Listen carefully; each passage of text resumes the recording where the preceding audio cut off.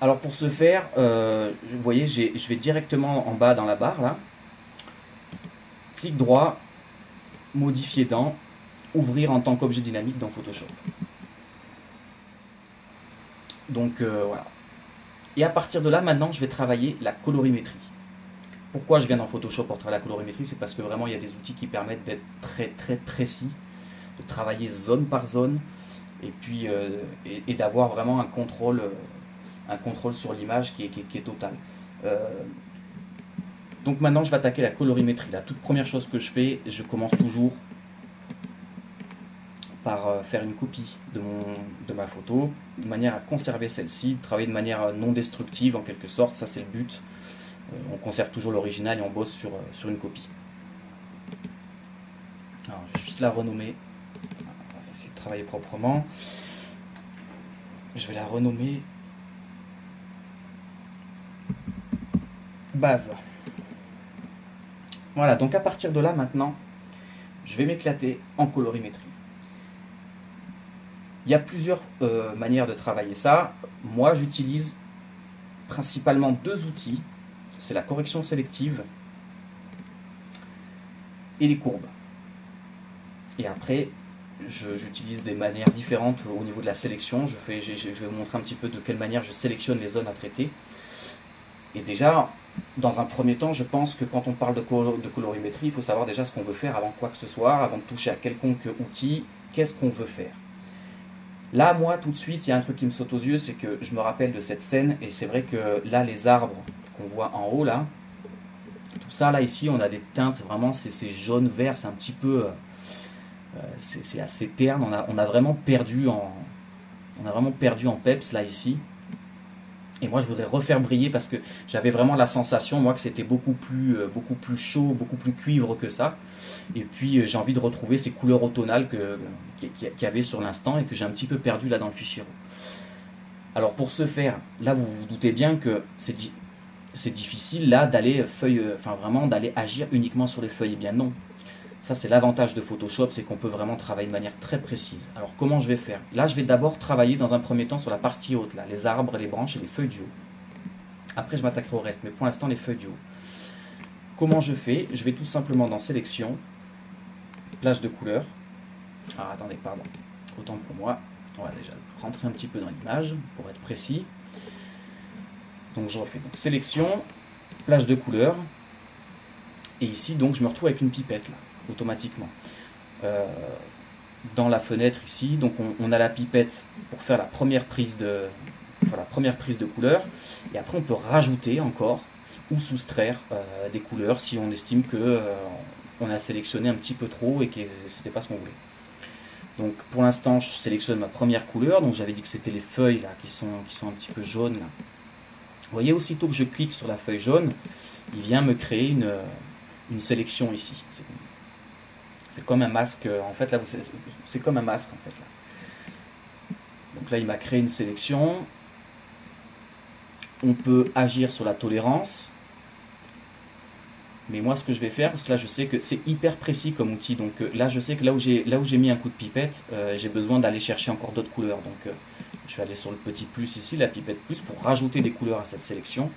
Et puis je vais aller vraiment chercher, vous voyez, au fur et à mesure que je clique, ici, il sélectionne de plus en plus de couleurs qui correspondent. Là, on peut le voir. Hein. Alors par contre, ça prend aussi un petit peu en dessous, mais on affinera le masque par la suite. Donc là, hop, c'est principalement... Voilà. Au niveau de la tolérance, on va baisser un petit peu. Et là, ici, j'ai vraiment les feuilles que je voulais. Ça a pris autre chose, hein, on est d'accord. Hein, ça a pris aussi, effectivement, ça va chercher vraiment tous les pixels de cette couleur-là sur toute l'image. Donc ça, mais ça, on l'affine par la suite. Pour l'instant, j'essaie de trouver voilà, un degré de tolérance qui me convient. Là, ça me va. Hop. Il me crée automatiquement une sélection ici. Donc comme j'ai dit tout à l'heure, le traitement colorimétrique, moi j'utilise principalement deux outils. Et là, je viens, maintenant que j'ai, vous voyez là, les petites fourmis là autour là, qui m'ont défini ma sélection, je viens chercher ici mon masque. Donc là, je vais faire un masque, j'avais dit de correction sélective, pardon, je suis un peu fatigué. Masque de correction sélective, et en gros, en maintenant Alt et en cliquant sur le masque, on s'aperçoit donc qu'il y a effectivement les feuilles que je voulais modifier, mais pas que. Il y a aussi les parties de mousse, il y a plein de choses.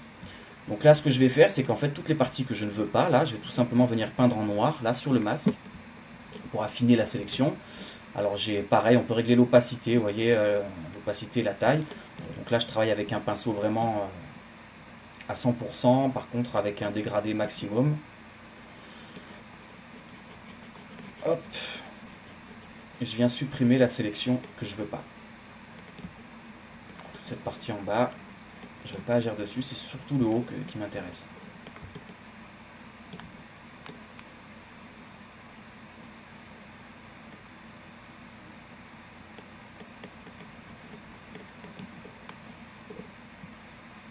Hop. Dernier coup de pinceau, j'ai fait n'importe quoi.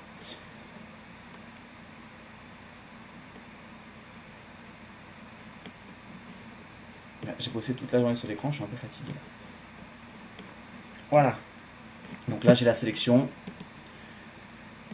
Donc là, en fait, maintenant, l'effet que je vais appliquer ici, là, sur la correction sélective. Alors, il y a une différence, attention, au niveau de la colorimétrie, il y a une grande différence entre ces deux outils, entre la correction sélective et les courbes. La correction sélective, vous allez pouvoir agir sur les couleurs. Et sur chacune des couleurs, vous allez pouvoir doser la quantité de cyan, de magenta, de jaune et de noir qu'il y a dans cette couleur-là. Donc là, vous agissez vous modifiez la couleur. Hein, si la couleur est jaune, vous pouvez la rendre verte, vous modifiez vraiment la couleur, le pigment presque. Alors que l'outil des courbes, lui, c'est différent. Il ne modifie pas la couleur, il ne modifie pas non plus, il ne met pas de la saturation, contrairement à ce que beaucoup disent. En fait, il augmente la luminance de la couleur. Il augmente la luminosité de la couleur. C'est-à-dire que quand on va travailler avec les courbes sur les couches RVB, on va travailler l'intensité de couleur et en gros de luminance qu'il y a dans chaque couleur. Donc on la fait péter, mais on ne change pas son pigment, on ne change pas la couleur, ou on ne la sature pas, on augmente la lumière de la couleur. C'est autre chose dans les courbes. Donc c'est pour ça que je le précise, parce que c'est vraiment deux outils différents, mais qui sont complémentaires. Vous allez voir. Donc là ici, les feuilles en haut, je pense qu'on est surtout dans les jaunes. Donc là, j'ai dit que je voulais retrouver une teinte un petit peu plus cuivre, un petit peu plus orangée qu'il y avait d'automne. Donc je vais tout simplement supprimer un petit peu de cyan. Et puis peut-être augmenter un petit peu, rajouter un petit peu de magenta. Alors je le fais dans les jaunes, mais je pense que dans les feuilles là-haut, il n'y avait pas que du jaune. Je pense qu'il y avait aussi un petit peu, très légèrement du vert. Alors dans le vert, pareil, baisser un petit peu le cyan. Mais je pense qu'il y avait aussi du rouge. Hop. Voilà. Hop, ça suffit. Donc là, c'est pas énorme, hein. Vous voyez pas trop la différence. Mais on la voit beaucoup plus après. Voilà. Là, je suis parti sur une teinte beaucoup plus orangée. Je vous fais le avant. Après, là, vous allez me dire, oh, on voit presque rien. Effectivement, on voit presque rien parce que c'est vraiment très léger. Le but là n'est pas de faire n'importe quoi. La sélection est très précise, donc c'est très léger. Par contre, ça va être évident quand je vais rajouter. Là, j'ai changé la couleur. Donc j'ai obtenu la couleur que je voulais. Maintenant que j'ai cette couleur, je vais utiliser l'outil courbe et faire briller, faire péter cette couleur. Vous allez voir la différence. Donc je rajoute. Hop. Je vais dans les courbes. Alors je copie en fait la sélection que j'avais juste en dessous. Donc là pour ça vous maintenez Alt et vous déplacez en restant cliqué sur le clic gauche, vous déplacez sur le masque de fusion, vous le remplacez et voilà, et du coup vous avez le même masque de fusion que vous aviez en dessous. Là dans les courbes, ce que je vais faire, c'est que je vais directement aller dans les courbes, dans les couches de rouge. Je vais commencer par augmenter les rouges déjà.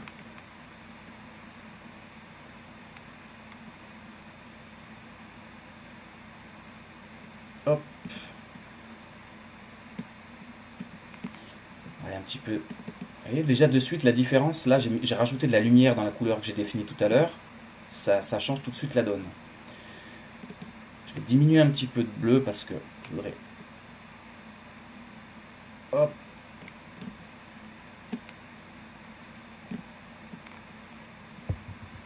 Et voilà, ça me suffit. Alors, je vais mettre ces deux calques là. Ces deux calques, je vais les mettre dans un dossier pour vous montrer en fait, voilà. Ce dossier, je vais l'appeler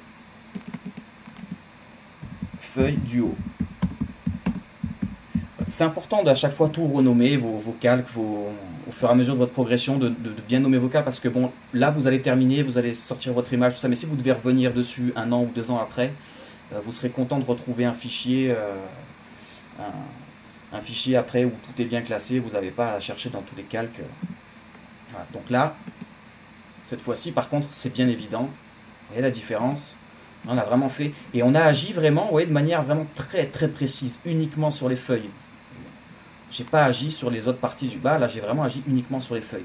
Bon, je vais dézoomer parce que là, qu'on se fasse une idée. Mais en gros, je vous fais le avant-après. Ça change la donne tout de suite. J'ai travaillé les feuilles du haut. Maintenant, je voudrais vraiment, qu'au niveau balance des, enfin, qu'au niveau colorimétrie, il y ait vraiment une différence, qu'il y ait vraiment un contraste entre ces feuilles aux couleurs automnales et la mousse. Et là, la mousse, elle est pas complètement verte, elle tire un petit peu vers le jaune, et c'est pas ce que je veux. Moi, je voudrais sortir de ce jaune, je voudrais casser vraiment le jaune qu'il y a dans la mousse pour vraiment obtenir un beau contraste entre les feuilles du haut et cette mousse. Alors, ce que je vais faire, même chose que tout à l'heure, je vais rentrer un petit peu dans l'image. Alors, je me remets bien par contre sur mon calque de base, hein. Et je viens, comme tout à l'heure, sélectionner avec la plage de couleurs. Et cette fois-ci, mon premier coup de pipette, je le mets sur la mousse, sur la partie la plus verte. Je cherche vraiment un endroit vraiment très vert. Hop. Et je viens cliquer sur toutes les zones. Alors, surtout sur les zones un petit peu jaunes, là. C'est elle que je veux aussi récupérer, là. Je veux plus trop cette partie jaunâtre, là. Hop. Hop, bon, je vois qu'il se rajoute plus grand chose, donc là c'est bon, je pense que j'ai obtenu suffisamment. Au niveau de la tolérance, là j'ajuste un petit peu parce que ça a pris un peu de flotte aussi avec, c'est pas ce que je veux. Hop, bon allez, j'affinerai par la suite, c'est pas un souci.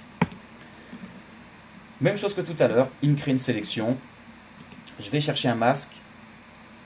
Je vais chercher un masque de fusion et là je vais utiliser, comme tout à l'heure, la correction sélective dans un premier temps. Alors je vais affiner le masque, hein. Ouais, je vais un petit peu vite, mais je vais affiner le masque comme ça. Comme tout à l'heure, on maintient Alt, on clique sur le masque, ça le fait apparaître, et on vient peindre. Donc là, un masque de fusion, ça fonctionne de quelle manière, je le dis, mais en fait, ce qui est blanc sur le masque de fusion, ce qui est blanc ici, c'est l'endroit où l'effet est actif. Ce qui est noir, c'est l'endroit où l'effet est inactif. Donc si je veux rendre inactif l'effet à un certain endroit, je vais venir peindre en noir. Donc là, je viens avec mon pinceau et je vais peindre sur la partie que je veux pas. J'affine encore une fois mon masque. Alors cette fois-ci, je fais un petit peu plus attention que tout à l'heure parce que je veux vraiment prendre les rochers. Et par contre, pour le coup, je veux pas les feuilles du haut là. Contrairement à tout à l'heure. Hop. Voilà. Moi, je me sens. Sélection qui me semble à peu près correcte, le masque a l'air assez propre. Et je reviens donc dans ma correction sélective. Cette fois-ci, là c'est simple, hein, c'est le jaune qu'il y a dans le vert qui me dérange vraiment beaucoup, donc je vais venir dans les jaunes et je vais chercher, pardon, pour le coup là cette fois-ci je rajoute du cyan. Tout à l'heure j'en ai enlevé pour rendre plus chaud, pour aller tendre vers les jaunes. Excusez-moi, j'ai du mal à m'exprimer, je suis un peu crevé. Là, pour le coup, par contre, cette fois-ci, je rajoute du cyan pour rendre la mousse un petit peu plus verte. Alors, le but n'est pas de pousser le curseur à fond, on n'est pas non plus... c'est d'atteindre une couleur naturelle, quelque chose qui nous semble assez naturel. Hop. Baisser un poil de magenta aussi. Et baisser un petit peu les jaunes surtout. Hop. Et bien évidemment, vu qu'on est dans la mousse et qu'il y avait quand même essentiellement du vert aussi, on va aller dans les verts, et dans les verts, même chose. Je vais pousser un petit peu dans les cyans, diminuer un petit peu, enlever un peu de magenta et de jaune.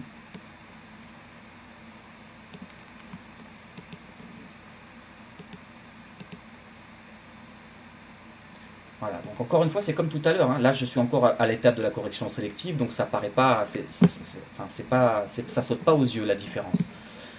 Vous voyez, je fais un avant, après, ça saute pas aux yeux, c'est visible, mais ça saute pas aux yeux. En revanche, maintenant, même chose que tout à l'heure, je vais venir chercher un masque de fusion courbe. J'oublie pas de copier la correction que j'ai fait, le masque que j'ai fait un petit peu plus, le masque que j'ai fait en dessous. J'hésite pas à le copier, hein, pour la correction sélective. Donc Alt, maintenu, et on vient le glisser sur le calque du dessus. Et cette fois-ci, dans les courbes, évidemment, je vais d'abord déjà aller retoucher un petit peu les verts. Alors là, il faut vraiment y aller mollo, parce que vous voyez, de suite, si je commence à monter, voilà. Il faut vraiment y aller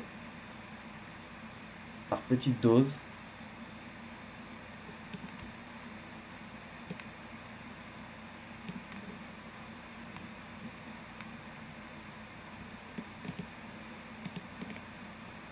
Par contre, là, pour le coup, je pense qu'il y a besoin de rajouter un petit peu de rouge. Après, n'hésitez pas à tâtonner avec l'effet, hein. Positionner des points, pour travailler votre courbe, essayer de trouver, de monter vous voyez, monter le point vers le haut, monter le point vers le bas, vous essayez de trouver la colorimétrie qui vous... enfin voilà, le rendu qui vous convient, quoi. Il ne faut pas oublier que là, je suis dans les courbes, donc là, je ne rajoute pas de la couleur, je ne rajoute pas de la saturation, j'augmente la luminosité de la couleur. Hop, et au niveau des bleus, je vais rajouter un tout petit peu de bleu parce qu'on a encore... Voilà. Là, j'ai une mousse qui me plaît. Alors par contre, ça me plaît ici, mais un tout petit peu moins en haut.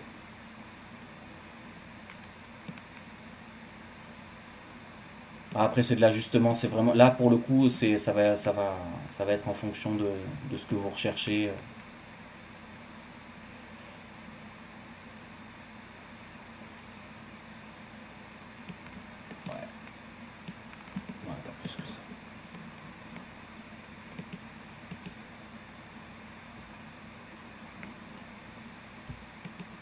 Bon, on va dire que ça me convient comme ça.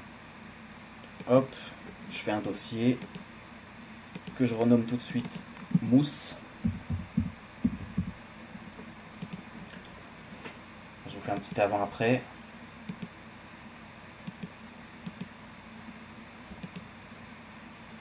Je sais bien que certains me diront « Ah, j'aimais bien avant », mais moi, je préfère comme ça. Voilà, donc là, au niveau de la colorimétrie, je suis pas trop mal, mais je pense que je peux encore... Honnêtement, alors ça, c'est un petit peu le souci de Photoshop, c'est qu'on peut y faire tellement de choses que ça peut aller très très loin. Ceci dit, j'ai quand même envie de continuer. Je voudrais faire péter ces petites feuilles là. Flashy un petit peu, mettre un petit peu de punch là-dedans parce que ça se fond dans le rocher et c'était pourtant moi à l'œil nu là, je m'en rappelle, je voyais toutes ces petites feuilles là comme ça me péter et là je sais pas pourquoi elle ressort plus du tout. Donc je vais pareil que tout à l'heure. On répète la même étape. Plage de couleur. Je viens sélectionner des pixels de couleur qui est dans la zone que je veux. Donc là ici c'est surtout ces petites feuilles là. Hop, donc là on va rajouter. Hop, puis je vais même prendre un petit peu de cette couleur là. Voilà. On va réduire la tolérance. Et on va venir affiner le masque.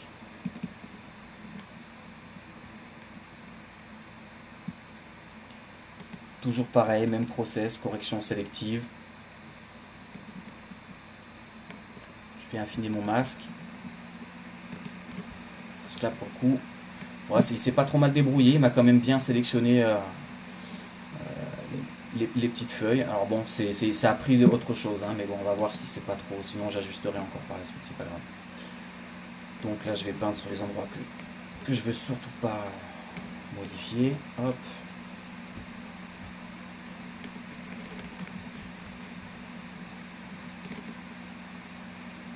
J'affine toujours un petit peu mon masque. Là, Là, je ne vais pas retoucher à ce qu'il y a au-dessus. Là, je ne veux pas tout ça. Non,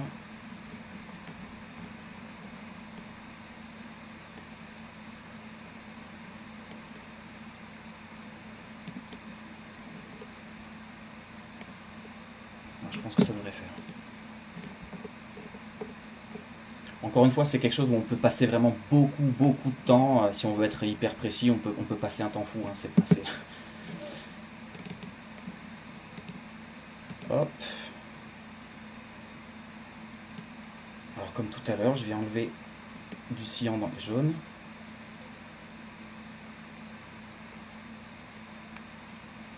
Non, pas trop.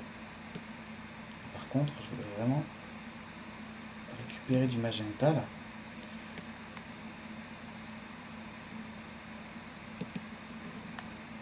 Alors ça devrait suffire. Comme tout à l'heure, je passe dans les courbes, je copie mon masque de fusion au-dessus, et dans les courbes, cette fois-ci, je viens dans les rouges, et je viens pimper un petit peu les rouges.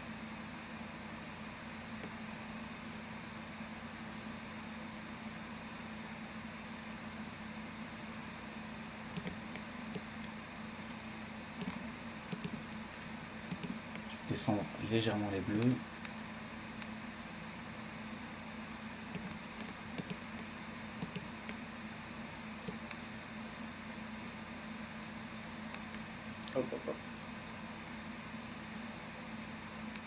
Voilà, je voudrais retrouver moi cette couleur cuivre là, que j'avais vraiment.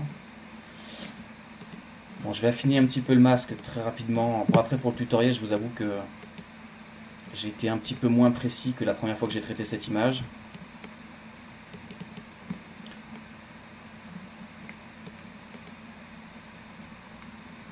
Je fais gaffe parce que j'ai mordu un petit peu sur la mousse là à quelques endroits. Je vous fais un petit avant-après, pareil, je mets les deux dans un dossier.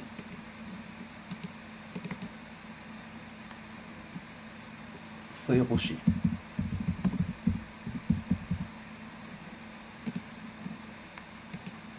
Avant, après, alors pareil, c'est pas là, c'est pas pour le coup, c'est pas le plus évident. Mais après, je peux revenir dessus, dans les courbes peut-être.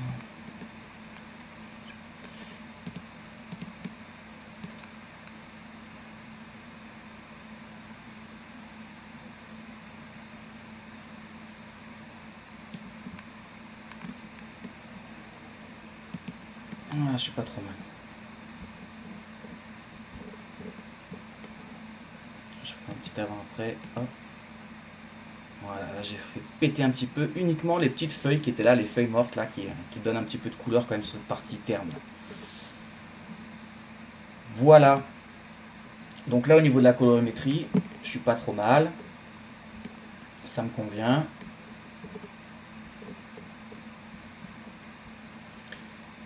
Dernière petite chose avec l'outil courbe. Alors là cette fois-ci, je passe pas par une sélection précise avec plage de couleurs, tout ça.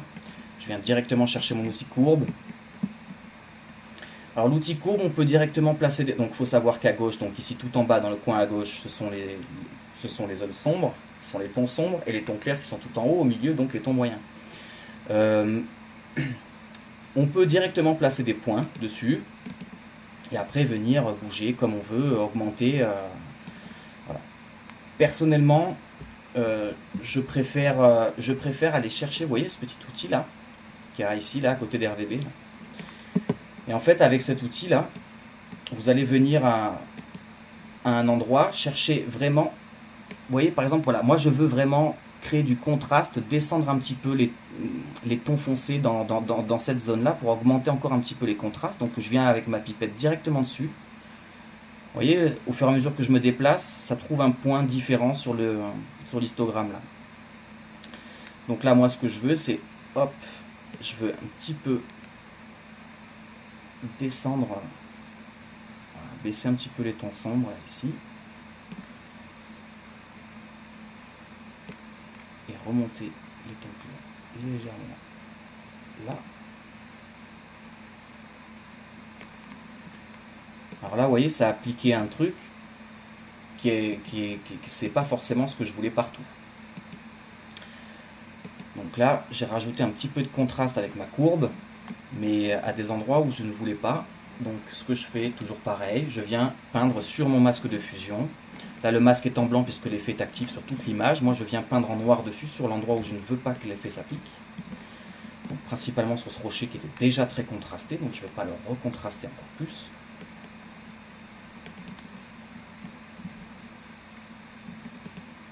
Cette zone-là, pareil, c'était déjà suffisamment contrasté.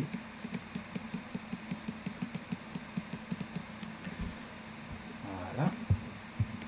Donc là, je me fais un petit avant-après, voir un petit peu. Voilà. Alors moi, j'aime bien, j'ai redonné un petit peu de contraste. Donc voilà, on est bientôt sur la fin du tutoriel. Là, je vais vous montrer les deux dernières étapes. C'est maintenant, je retravaille. Alors, c'est marrant parce qu'il y en a qui le font au tout début sur Lightroom, de retravailler la lumière, tout ça. C'est vrai, je le fais aussi souvent, de retravailler les points de lumière, les zones de lumière, là où la lumière rentre, ou en tout cas s'il y a le soleil. Souvent, ça peut se travailler effectivement tout de suite sur Lightroom. Là, moi, j'aime travailler la lumière sur Photoshop ici.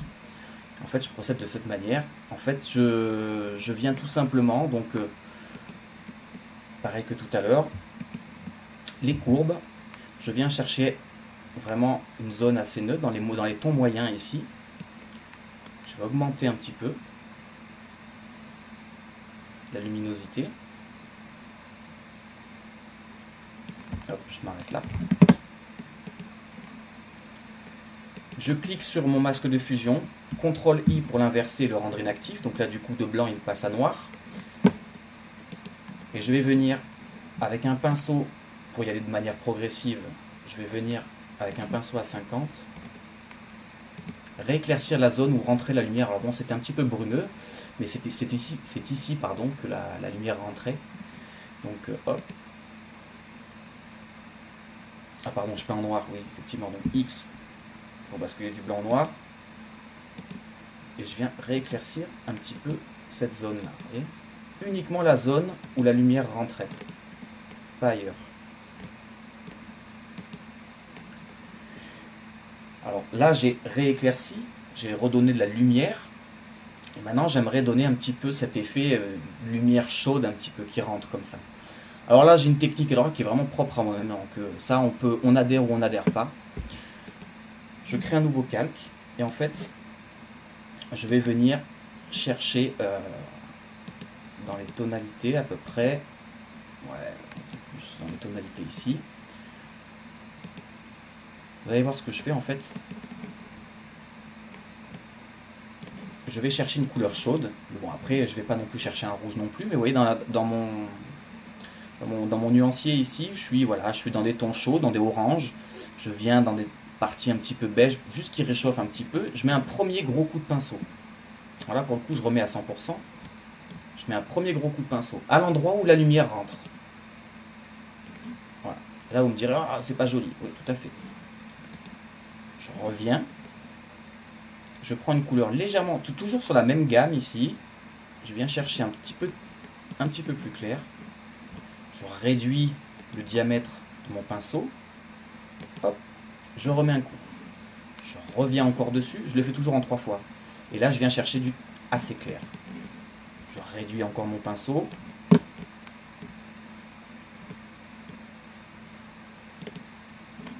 Voilà. Là, j'ai créé une source de lumière. Vous me direz, oh, c'est super moche. Effectivement. Là, maintenant que le calque me convient, il faut maintenant passer dans le bon mode de fusion. Si je reste en normal, c'est pas beau du tout. En revanche, si je commence à aller chercher un mode de fusion intéressant, donc là, en fonction des images, essayez-en plusieurs, et parfois il y en a qui fonctionnent plus que d'autres. Là, je pense que moi, c'est lumière tamisée qui ira le mieux.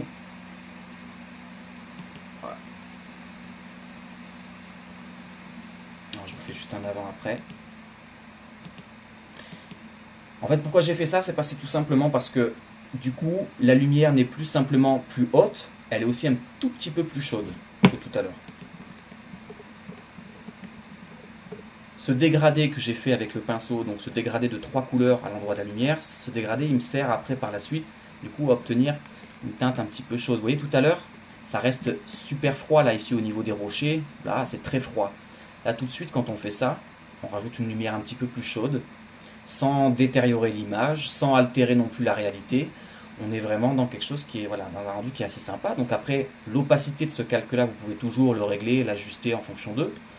Donc si vous estimez que c'est un petit peu trop, vous pouvez toujours le diminuer ou l'augmenter un petit peu. Moi, je vais le laisser à 70, je pense que c'est pas trop mal. Voilà, j'ai juste rajouté mon petit puits de lumière, réchauffer un petit peu cette lumière très doucement en haut. Voilà pour l'instant. Et la toute dernière chose que je fais, là on est vraiment... ah non, pardon, autant pour moi. Une avant-dernière chose. Maintenant que je suis ici, je vais fusionner toutes ces étapes que j'ai fait jusqu'à présent. Je vais les fusionner pour obtenir un seul calque. Et pour travailler de manière non destructive, pour ne pas perdre toutes ces étapes que j'ai fait avant, je vais vous expliquer, il y a un petit raccourci. Donc vous faites majuscule, CTRL, ALT, E. Alors au préalable, bien être sur le dernier calque hein, de votre, dans votre zone de travail. Ici, positionnez-vous avant de faire ça sur le dernier calque le plus haut. Et vous voyez, ça m'a fusionné tout ce que j'ai fait depuis le début, mais ça m'a conservé quand même toutes ces étapes-là. Donc je pourrais quand même revenir dessus par la suite, j'ai rien détruit. Donc là, maintenant que j'ai, voilà, en gros, fusionné tous ces effets, j'ai mon calque. J'ai un nouveau calque. Ce que je vais faire là, c'est que je vais guider un petit peu le regard. Je vais essayer de concentrer le regard sur une zone en particulier. Alors pour ce faire, il y a plusieurs manières. Moi, ce que je fais, quand je vais directement dans les filtres et dans Camera Raw. Je retourne dans Camera Raw. Donc là, dans Camera Raw, je vais appliquer un filtre radial. Donc, je vais créer un vignetage en fait. Mais je vais créer un vignetage précis à l'endroit où je veux, comme je veux. Voilà. Donc je crée mon filtre radial en ayant baissé un petit peu d'exposition pour créer une sorte de vignetage. La partie claire de mon filtre radial, là, je vais la positionner de manière logique sur la zone de lumière, là où rentre la lumière. Je vais essayer d'adapter un petit peu ça. Hop. Je contrôle toujours, parce que là je viens de rajouter, je viens d'assombrir beaucoup mon image. Je regarde toujours quand même mon histogramme, voir si je ne suis pas venu boucher mes tons sombres. Là c'est pas le cas, effectivement j'ai un histogramme qui tourne vers la gauche, mais je ne suis pas non plus bouché, il n'y a pas de souci. En revanche, là je vais pas en rester là sur ce filtre radial. Sur ce filtre radial, ici en venant cliquer sur forme et suppression, ici oui, il y a deux pinceaux, il y a le plus et le moins. Donc là je vais venir avec forme et moins supprimer le vignetage sur certains endroits que je ne veux pas. Effectivement, donc déjà il y a la zone de lumière que je veux surtout pas que le vignetage vienne impacter la zone de lumière.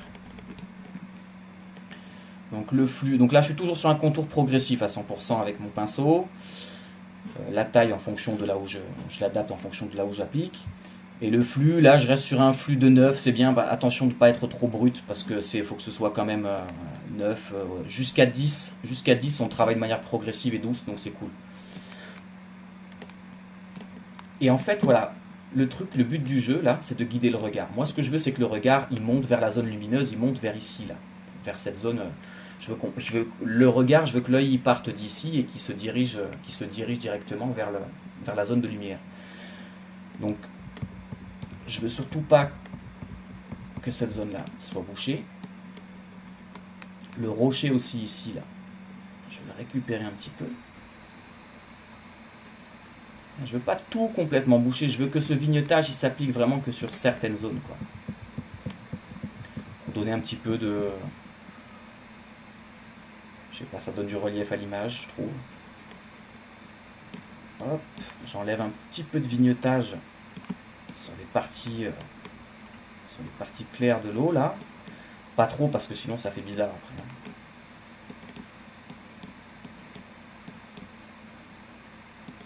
En fait là je donne du style à mon image et je guide le regard en fait.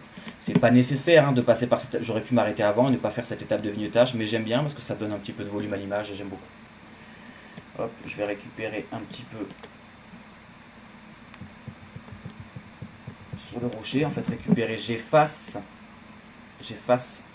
des petits morceaux de filtre radial là, que j'ai mis, je l'efface sur certaines zones.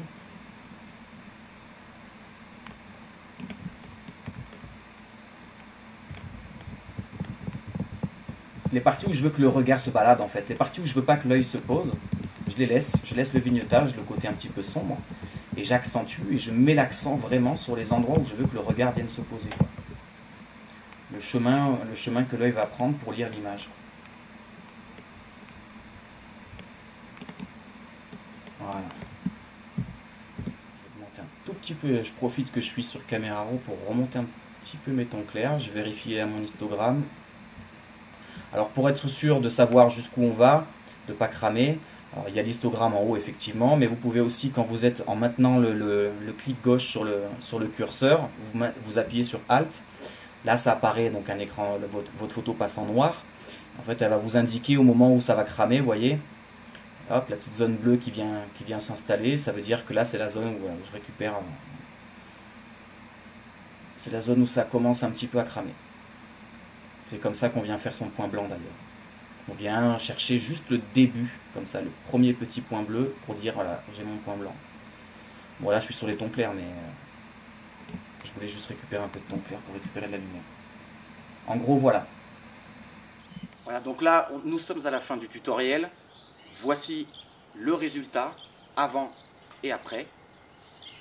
Je pense qu'il n'y a pas photo. Je suis parti d'une image qui à la base avait été complètement écartée de ma sélection parce que sous-exposée, et vous vous rendez bien compte que finalement il y a certaines images qui peuvent être récupérées dans certaines conditions, et on peut réussir à obtenir de jolis résultats.